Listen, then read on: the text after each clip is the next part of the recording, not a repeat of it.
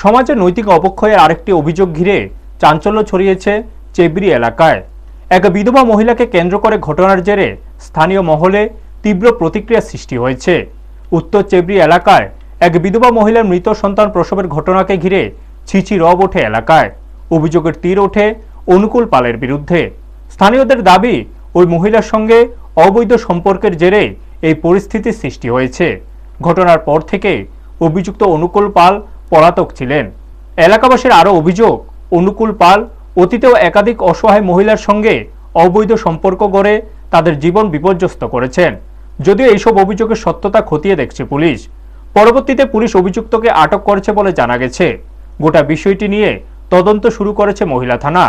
থানার ওসি জানিয়েছেন, অভিযোগের ভিত্তিতে আইনানুগ ব্যবস্থা গ্রহণ করা হচ্ছে এবং সমস্ত দিক খতিয়ে দেখা হচ্ছে।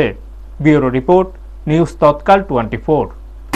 26 তারিখে আমাদের খোয় উমেনের পিএসএ একটা কেস রেজিস্ট্রেশন হয়েছিল, যাহার case number 2026 WKH 001 dated 20/1/26 under section 91/88 to 38 of BNS 2023।